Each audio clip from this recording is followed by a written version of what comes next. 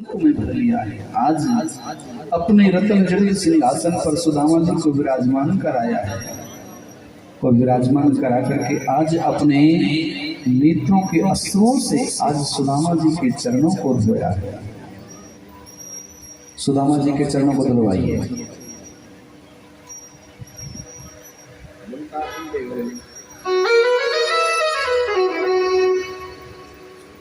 आज भगवान श्याम सुंदर आज सुदामा जी के चरणों को सुदामा जी की दशा को देखा, नेत्रों से अश्रु प्रवाह होते और आज जब चरणों को धोया, आज रुक्मणी मैया सभी रानियां आज आई हैं और आज देख रही ये कैसा मित्र है। और आज बड़े सुंदर भाव से चरणों को धोया, सुंदर वस्त्र पहनाए हैं। अब तो धीरे धीरे करके रानियां प्रणाम कर रही हैं। प्रभु मैं रुक्मिणी देवी चिर सौभाग्यवती हूँ, प्रभु मैं कालिंदी देवी चिर सौभाग्यवती हूँ, प्रभु मैं सत्यभामा देवी चिर सौभाग्यवती हूँ। अब धीरे धीरे करके 500 रानियां प्रणाम कर गई। अब तो सुदामा जी का हाथ आशीर्वाद देते देते थक गया।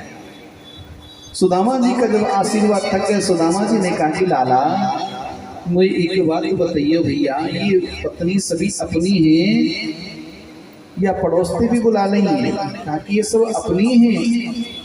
आज इतनी विवाह कर लिए, वो तो नहीं दियो।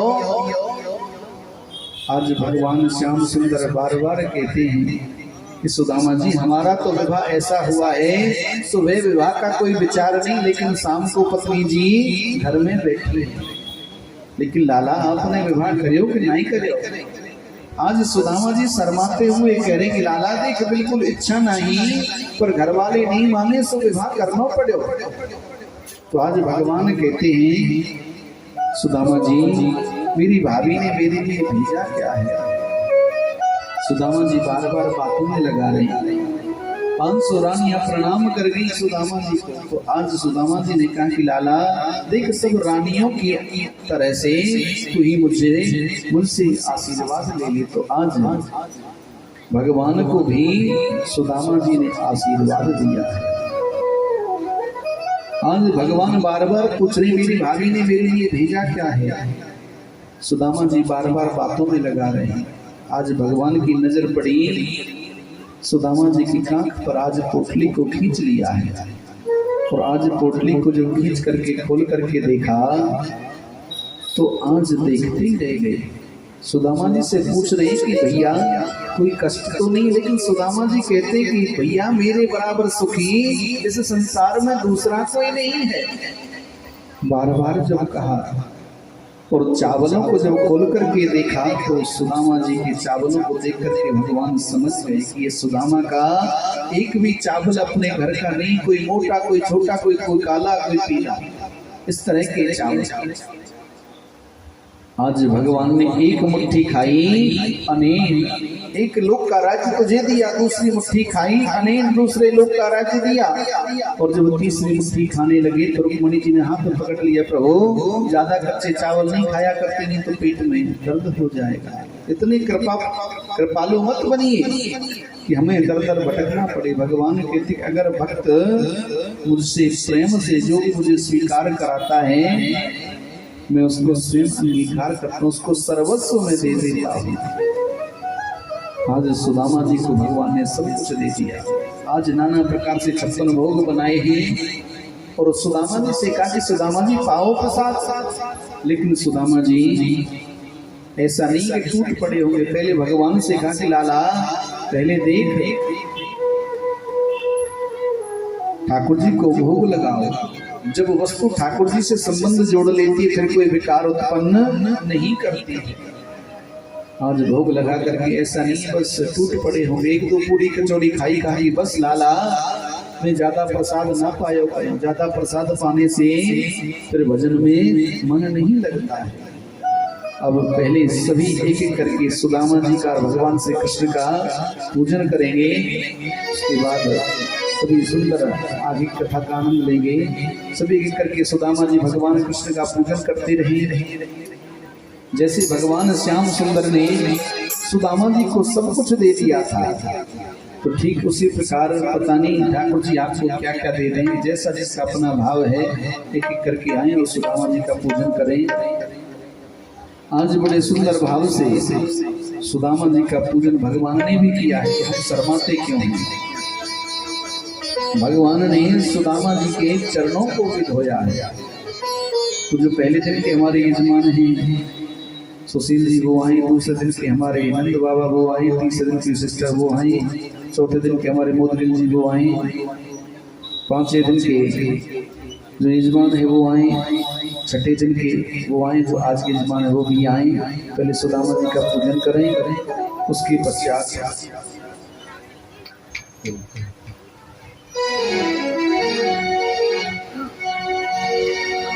बोल बांके बिहारी लाल की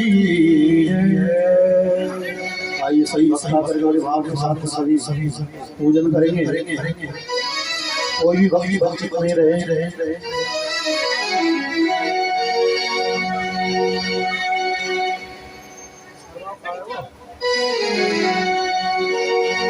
और तेरी यारी में बिहारी सुख नहीं पायो रे, तेरी यारी में बिहारी नहीं पायो रे, सुख नहीं पायो रे,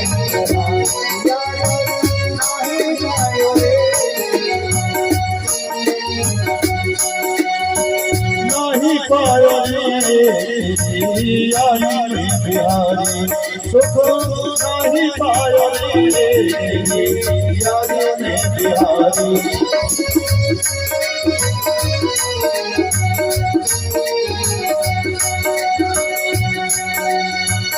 नहीं पायो रे, यारी में बिहारी सुख नहीं पायो रे, सुख नहीं पायो रे, यारी में बिहारी यारी करी तोते हरिचंद्रा यारी करी तोते हरिचंद्रा यारी करी तोते हरिचंद्रा यारी करी तोते हरिचंद्रा यारी करी तोते हरिचंद्रा यारी करी तोते हरिचंद्रा बीच धरात में उठवायो रे, यारी में बिहारी सुख नहीं पायो रे, यारी में बिहारी सुख नहीं पायो रे, यारी में बिहारी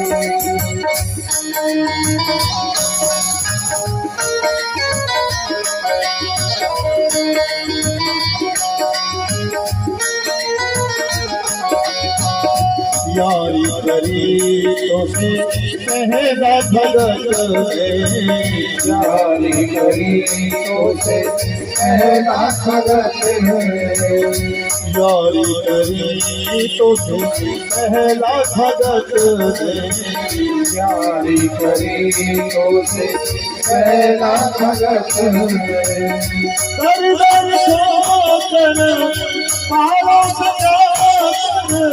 गिरवायो रे, तेरी यारी में बिहारी नहीं पायो रे, यारी में बिहारी सुख नहीं पायो रे, यारी में बिहारी सुख नहीं पायो रे,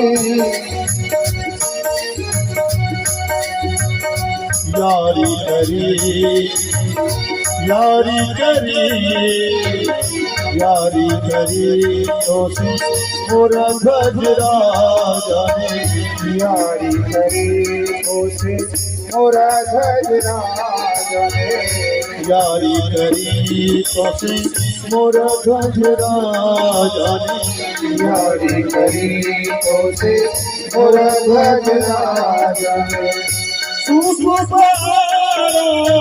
कन्हवायो ने तेरी यारी में बिहारी सुख नाही पायो ने तेरी यारी में बिहारी सुख नाही पायो ने तेरी यारी में बिहारी सुख नाही पायो यारी में यारी करी तो से बिखर सुदाने यारी करी तो से बिखर सुदाने यारी करी तो से बिखर सुदाने यारी करी तो से बिखर सुदाने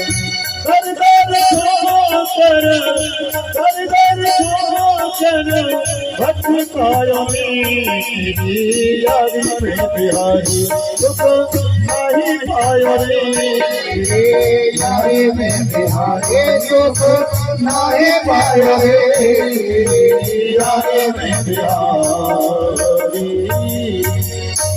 आज सुदामा जी का बड़ा सुंदर भाव से भगवान ने पूजन किया। सुदामा जी वापस चले हैं और जाकर के जब अपने नगर के पास पहुंचे हैं तो आज सुदामा जी देख कर के डर गए। आज द्वारपालों से पूछा, भैया मेरी यहाँ की टूटी सी झोंपड़ी हुआ करती थी, आजकल वो कहाँ है? कहा कि हमें नहीं पता।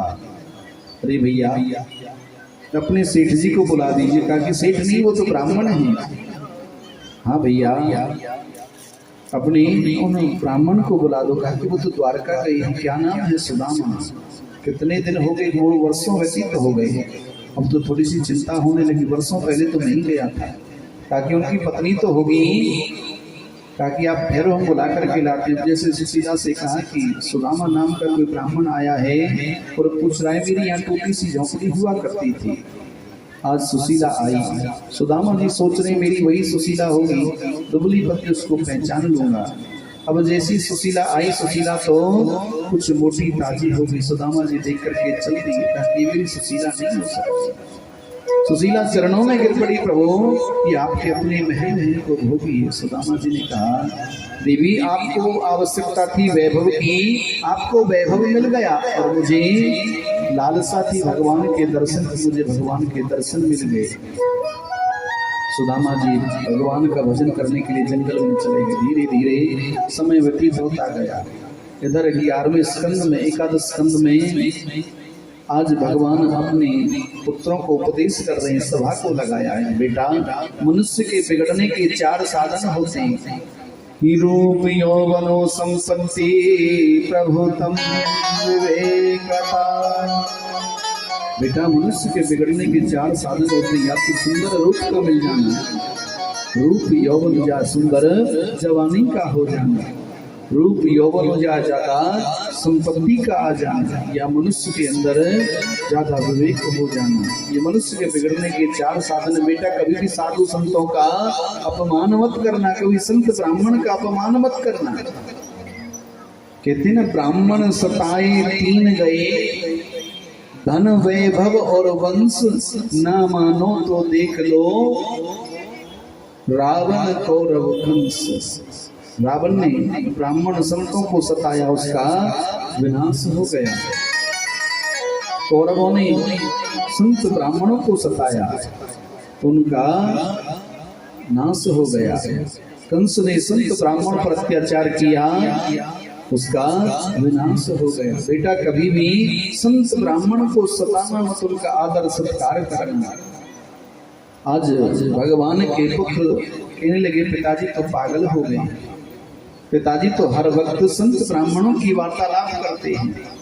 भगवान ने सोचा कि अब तो यदुवंशियों का अंत समय आ चुका है। आज भगवान के पौत्रों ने सांब के पेट पर कपड़ा बांध करके, और कुछ संत आए हुए थे, आज संतों के सामने साड़ी पहना करके खड़ा कर दिए। बाबा ये नई बहू है, इसको आशीर्वाद दीजिए। संत समझ गए कि संतों का अपमान करना चाहते हैं। आज श्राप दे दिया, इस वधु के पेट से मूसल पिंड होगा, वो सभी यदुवंशियों का अंत करेगा। सभी यदुवंशी डर गए, कपड़ा खोल करके देखा तो एक मूसल पिंड। डर के मारे उसको घिसने लगे और समुद्र में डालने लगे, जिससे एर का नाम की घास उत्पन्न हो गई। अंतिम टुकड़ा बचा था उसको समुद्र में डाल दिया, जिसको एक मछली ने निगल लिया। एक मछुआरा मछली पकड़ने के लिए गया और जब मछली का पेट फाड़ा, उसमें नुकीला टुकड़ा जब देखा, उसको अपनी बांध पर चढ़ा लिया। आज धीरे धीरे जब समय व्यतीत होता गया, सभी यदुवंशी आपस में एक दूसरे पर प्रहार करने लगे और सभी यदुवंशी धीरे धीरे सभी मर गए। 2, 4, 10, 5 बच्चे होंगे। और भगवान भी उद्धव जी को उपदेश करके उद्धव जी बद्रिकाश्रम चले गए। भगवान वट वृक्ष के नीचे शयन कर रहे थे। आज एक बहेलिया ने देखा कि शायद कोई हिरण है, आज बाण छोड़ा भगवान के पैर में लगा। आज बहेलिया आया भगवान के श्री चरणों में गिर करके कहने लगा, प्रभु मुझे क्षमा कर दीजिए, मुझसे बहुत बड़ा अपराध हुआ है। भगवान कहते कि अरे बहेलिया, अरे भक्त, मैं कभी किसी का उधार रखता नहीं। त्रेता युग में मैं राम था और आप बाली थे, मैंने आपको छुप करके बाण मारा था। आज आपका बदला वो पूरा हो गया है। इसी कारण मैं आपका उधार, कभी भगवान किसी का उधार नहीं रखते हैं। आज भगवान स्वधाम गमन करेंगे। इधर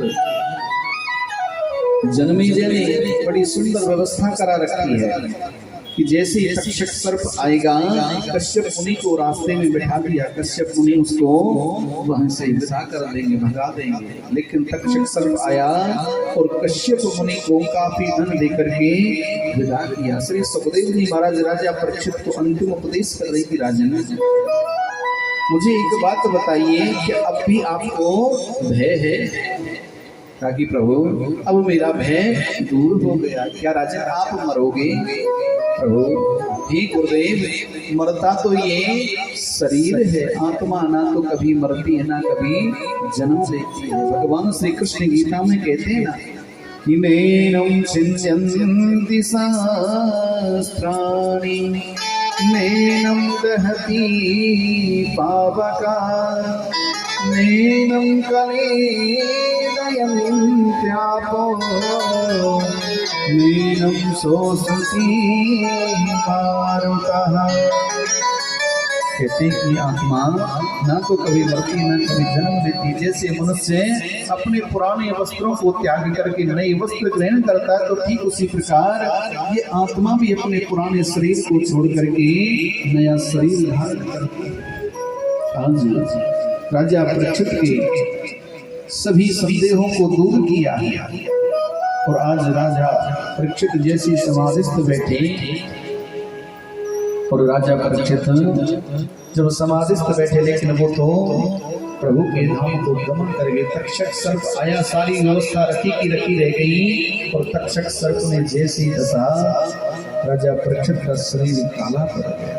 लेकिन राजा परीक्षित तो पता नहीं कब के स्वधाम गमन कर गए थे। अंत में श्री सुखदेव जी महाराज ने कलयुग के दुर्गुणों का वर्णन किया कि कलयुग के अंदर इतना पाप बढ़ जाएगा, मनुष्य की उम्र केवल 20 वर्ष रह जाएगी और घोड़े पर सवार होकर के चने के पेड़ के नीचे विश्राम करेगा। कितना मनुष्य छोटा हो जाएगा। पहले मनुष्य की जो लंबाई थी 6 फुट से ऊपर हुआ करती थी, लेकिन धीरे धीरे लंबाई कम होती जा रही है। पहले मनुष्य 100 वर्ष से भी ऊपर जीते थे, लेकिन आज के इस कलयुग में 60-65 भी बड़े मुश्किल से जीते। ऐसे ऐसे मैं देखता हूँ 25-30 वर्ष की अवस्था में ही हार्ट अटैक होते हैं। जन्म से ही बच्चे को डायबिटीज हो जाती है, बच्चे को चश्मे लग जाते हैं। ये कलयुग का ही प्रभाव है। और कहा गया है कलयुग में 13 वर्ष की बच्ची नानी बने, 13 वर्ष की मां तो बन चुकी है। ये कलयुग का अपना प्रभाव है। और अंत में जब इतना पाप बढ़ जाएगा इस पृथ्वी पर, फिर पुनः मुजफ्फरपुर के पास संबलपुर गांव में भगवान का कल की अवतार होगा। फिर पुनः धर्म की स्थापना होगी। क्योंकि अब आप देखते हो जब द्वापर का अंत होने लगा था तो कितनी गंदी राजनीति हो गई थी। सबकी बुद्धि विकृत हो गई थी, जैसे कि यदुवंशी आपस में एक दूसरे पर प्रहार करने लगे। बाप बेटे की बात नहीं सुनेगा, बेटा बाप की बात नहीं सुनेगा, इतना धर्मांध हो जाएगा। लोग सत्कर्म से पीछे रहेंगे, बार बार अपने धर्म की लोग अवहेलना करेंगे, धर्म को बुरा भला कहेंगे और ऐसे ऐसे लोगों की प्रवृत्ति हो जाएगी। पाप कर्म करेंगे तो कुछ नहीं, लेकिन सत्कर्म करने में हजार बार सोचेंगे, ऐसी लोगों की अपनी प्रवृत्ति हो जाएगी।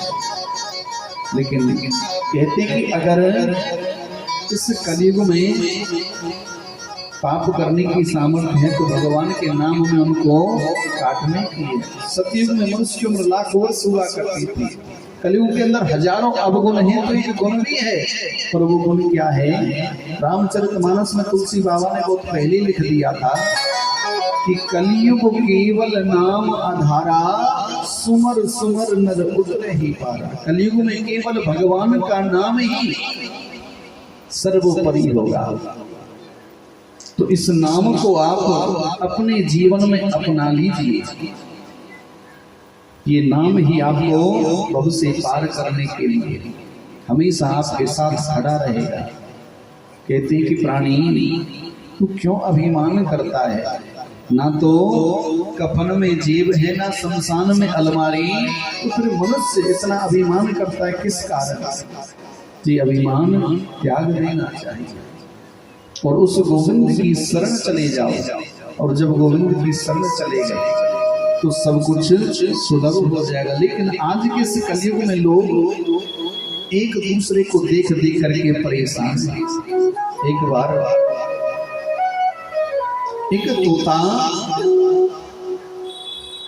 किसी कौवे से कहता है कि भैया तेरे बराबर सुखी संसार में कोई नहीं है।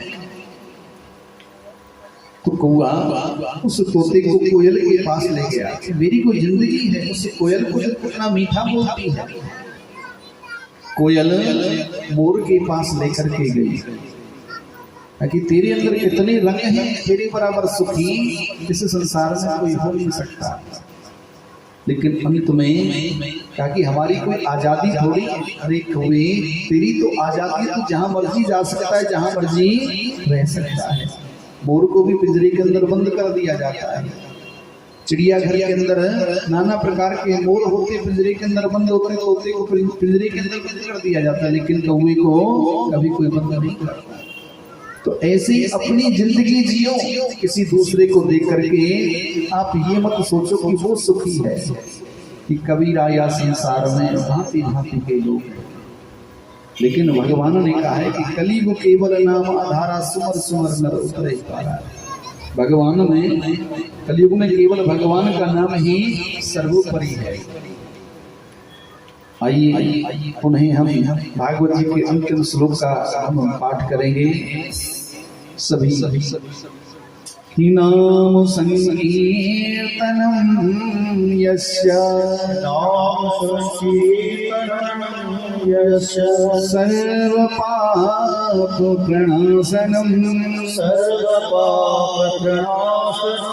प्रणामो दुःख शमनस्त्वं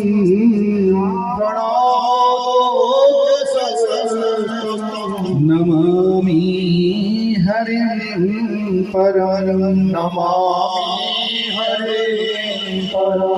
नाम संकीर्तनं यस्य सर्व पाप प्रणाशनं प्रणमो दुःख शमनस्त्वं नमामि हरिं परं नाम संकीर्तनं यस्य सर्व पाप प्रणाशनम प्रणामो दुःख समनस्त्वं नमामि हरिं परम भागवत भगवान की जय। श्री सुखदेव जी महाराज की जय। श्री वेद व्यास जी महाराज की जय। जय जय श्री राम। अब सभी जो थाली लेकर के आए हैं वो आगे आ जाएं, अपनी थाली हाथ में ले लें और ठाकुर जी को बीच में खड़ा करें। जिनके पास थाली है वो आगे आ जाएं, जिनके पास थाली नहीं है वो पीछे चले जाएं।